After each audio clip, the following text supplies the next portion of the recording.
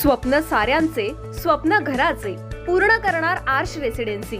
Neral railway station पासून हाकेच्या अंतरावर सुरू असलेला गृहप्रकल्प, दर्जेदार बांधकाम, अत्याधुनिक सुविधा, उत्तम कनेक्टिव्हिटी, निसर्गाच्या कुशीत पर्यावरणपूरक गृहप्रकल्प म्हणजे आर्श रेसिडेन्सी। आपले स्वप्न साकारण्यासाठी आजच घर बुक करा आर्श रेसिडेन्सी नेरळ मध्ये। अधिक माहिती आणि बुकिंगसाठी संपर्क 9167112511। कधी कोण कुणाची फसवणूक करेल आणि कोण मदतीसाठी देवासारखा धावून येईल हे सांगता येत नाही। परंतु जिथे भावानं फसवले तिथे तो तिच्या रक्ताचा नव्हता, नाही दूरचा नातेवाईक होता, तरीही तो तिच्यासाठी देवासारखा धावून आला। MPSC परीक्षेचा अभ्यास करणाऱ्या विद्यार्थिनीला आपल्या मानलेल्या भावानंच फसवल्याची घटना अंबरनाथ शहरात घडली आहे। बहिणीच्या नावावर तब्बल 6 मोटरसायकलसाठी फायनान्स करून त्या मोटरसायकल भावानं परस्पर दुसऱ्याला विकल्या। दरम्यान फायनान्स कंपनीचे कॉल जेव्हा विद्यार्थिनीला सुरू झाले तेव्हा ही बाब उघडकीस आली। आत्महत्या करण्याच्या प्रयत्नात असणाऱ्या या विद्यार्थिनीला मुंबईच्या बाबाचे नाव सुचवले गेले आणि तोच मुंबईचा बाबा देवासारखा धावून आला। या बाबानं चक्क मोटरसायकल रॅकेट उघडकीस आणून विद्यार्थिनीला न्याय मिळवून दिलाय। 27 जुलै 2024 ची घटना, ठाणे जिल्ह्यातील अंबरनाथ पूर्व कैलासनगर रोड, शिवाजीनगर येथे राहणारी पूर्वा अशोक कदम या पीडितेची फसवणूक झाली होती। MPSC परीक्षेसाठी तयारी सुरू असलेल्या पूर्वाचा एक मानलेला भाऊ आहे। महालक्ष्मी नगर साईबाबा मंदिराच्या बाजूला अंबरनाथ पूर्व येथील सागर सुरेश पवार असं त्या भावाचं नाव आहे। सागरनं पूर्वाची भेट घेत आपल्या पत्नीला जाण्या येण्यासाठी त्रास होतो म्हणून एक स्कूटी घ्यायची आहे असं सांगत आपला सिबिल स्कोर खराब असल्यानं ती स्कूटी तुझ्या नावावर घेतो म्हणून पूर्वाला सूचित केलं। या दरम्यान सागरनं सुरुवातीला एका स्कूटी समोर पूर्वाचा फोटो काढून कलर आवडला नाही म्हणून दुसरी मोटरसायकल घेतली। असं करीत असताना पूर्वाच्या नावे 6 वाहनं सागरनं आपला मित्र विकी पोपटानी राहायला गायकवाडपाडा उल्हासनगर याला सोबत घेऊन घेतली होती। पूर्वाला जेव्हा फायनान्स कंपनीकडून पैसे भरले नाही म्हणून कॉल आला तेव्हा पूर्वाला आपण कसले पैसे भरले नाही म्हणून प्रश्न पडला होता। दरम्यान आपल्या नावावर 6 मोटरसायकल वाहनं फायनान्स करून विकत घेतल्याचं समजलं तेव्हा पूर्वाच्या पायाखालची वाळू सरकली। आपण गाड्या खरेदी केल्या नाहीत, नाही कुठे जॉब करत आणि त्यातच फायनान्स कंपनीचा पैशासाठी तगादा, त्यामुळे तणावाखाली आलेल्या पूर्वा कदम हिनं आत्महत्या करण्याचा विचार केला। परंतु कुटुंबाकडून मुंबई बाबा म्हणून फेमस असणाऱ्या व्यक्तीला भेट म्हणून सांगितलं आणि मुंबई बाबा अर्थात नंदू पाटील या तरुणाला पीडित तरुणीनं हकीकत सांगितली।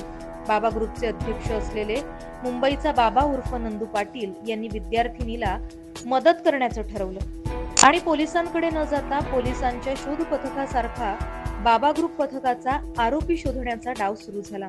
काही दिवसातच या मोटरसायकल खरेदी विक्रीचा रॅकेट बाबा उर्फ नंदू पाटील यानं उघड्यावर पाडला। ज्या मोटरसायकलीची खरेदी पीडित तरुणी पूर्वाच्या नावे झाली होती त्या मोटरसायकली 8 ते 10 जणांकडून खरेदी विक्री करत यवतमाळ, शिर्डी असे 500,000 किलोमीटर दूर दुसऱ्या जिल्ह्यात विकण्यात आले होते। काही गाड्या गोडाऊन तर काही शेतात लपवून ठेवल्याचं देखील सापडून आलं। या सर्व मोटरसायकल एकत्र गोळा करत मुंबई बाबा या तरुणानं पूर्वाच्या स्वाधीन केले। खरं तर जे काम पोलीस प्रशासनाचं होतं ते काम बाबा ग्रुपनं करून दाखवलं।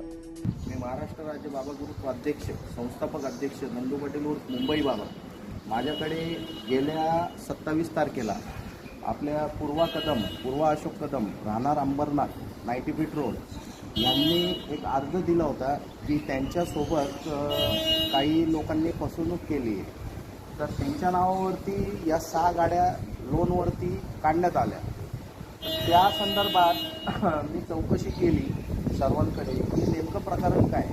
प्रकरण असं आहे की मी जो माणूस भाऊ मानला होता पूर्वा कदम येथे, त्याचं नाव आहे सागर पवार आणि त्याचा जोडीदार विकी पोपटानी, हे उल्हासनगरमध्ये असे स्कॅम करतात। लोकांच्या नावावरती 0 स्पीडवरती 6 गाड्या 8 गाड्या काढतात आणि त्या गाड्या काढल्यानंतर त्या घाण ठेवण्यात येतात, घाण एकाकडे ठेवतात, दुसरा व्यक्ती जो घाण घेणारा असतो त्या गाड्या तो समोर विकून टाकतो। अशा ह्या गाड्या पूर्ण महाराष्ट्रभर फिरल्या। या 7-8 ठिकाणावरतून म्हणजे म्हणजे महाराष्ट्रामध्ये अशा ठिकाणी गेल्या 300, 400, 500 किलोमीटर. तिथून या गाड्या माझ्या सर्व टीमनी समस्त माझ्या बाबा ग्रुप संघटनामध्ये जेवढे माझे कार्यकर्ते आहे त्यांनी कुठेतरी ही गोष्ट मी त्यांना कळून दिल्यानंतर योग्य रीतीने तपास करून त्या गाड्या सर्वांकडनं सुरक्षितपणे आणलेल्या आहे. आणि पूर्वा कदम यांना आपण आता त्या गाड्या हँडओव्हर करणार आहे, जेणेकरून माझं सांगण्याचं तात्पर्य फक्त लोकांना व जनतेला व माझ्या भावंडांना आणि माझ्या बहिणींना एकच आहे की तुमच्यासोबत तुमचं कोणी म्हणजे मिसयूज करायला नाही पाहिजे. तुमच्या डॉक्युमेंटचं म्हणा या तुमचं म्हणजे काही रिलेशन संबंध असेल तर शॉर्टकट की तुम्ही तुमचे डॉक्युमेंट सेफ ठेवा, कोणाला देऊ नका, जेणेकरून अशी फसवणूक होणार नाही. आज जर बघायला गेलं तिच्या नावावरती या गाड्यांची साधारण प्राईस 9-9.5 लाख रुपये इंटरेस्ट पकडून होते.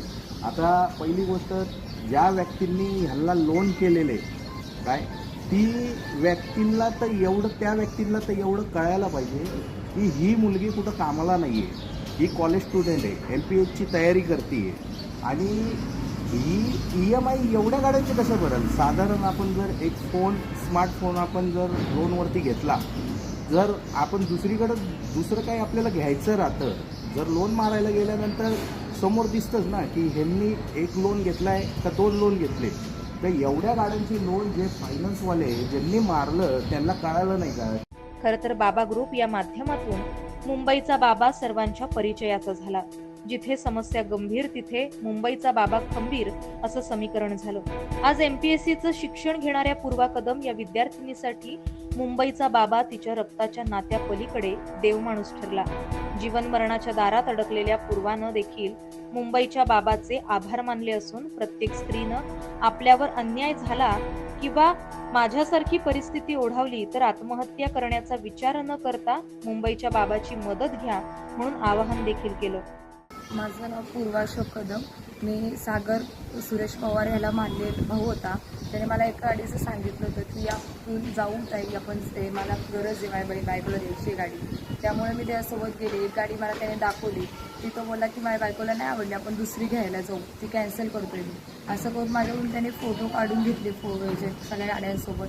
आणि त्याच्यानंतर त्याने जेव्हा आणायच्या होत्या गाड्या तेव्हा मला नेलं पण नाही, काहीच नाही. मला या गोष्टींचं काही सांगितलं नव्हतं आणि मी कुठंच कामाला नाही यायचं. जेव्हा मला बँकेतनं फोन आली की तुमचे MI जात नाही आहेत बरोबर किंवा काय तुमचा प्रॉब्लेम काय, तेव्हा मला या गोष्टी सगळ्या समजल्या. तेव्हा मी खूप डिप्रेशनमध्ये गेली, कारण की माझ्याकडं मी जॉबला जात नव्हती, माझे MI भरण्याची काहीच हे नव्हती कंडिशन. तेव्हा मी डिप्रेशनला जाऊन फाशी घेण्याचा पर्याय निवडला आणि फाशी घेण्याचा प्रयत्न केला. तेव्हा माझ्या घरच्यांनी यांना मुंबई बाबा यांना संपर्क साधला आणि त्यांना सर्व माझी कंडिशन सांगितली काय नाही. मग त्यांनी मला ह्या गोष्टीमधनं न्याय मिळवायचं सांगितलं की आमच्या ग्रुपतर्फे तुला आम्ही न्याय मिळवून देऊ आणि ह्या सर्व गोष्टींना सहकार्य त्यांनी मला मिळवून दिले. म्हणून त्यांचे मी आभार मानते. आणि बाकीच्या पण ज्या माझ्यासारख्या आहेत ताई बहिणी त्यांना सगळ्यांना माझी एकच विनंती आहे की तुम्ही तुमचे डॉक्युमेंट कोणाला देऊ पण नका आणि कोणी असं तुमचा मांडलेला भाऊ वगैरे असेल त्यांच्या कोणावरतीच तुम्ही विश्वास ठेवू नका, जेणेकरून माझ्यासोबत आज जे घडलंय ते उद्या तुमच्यासोबत घडायला नको.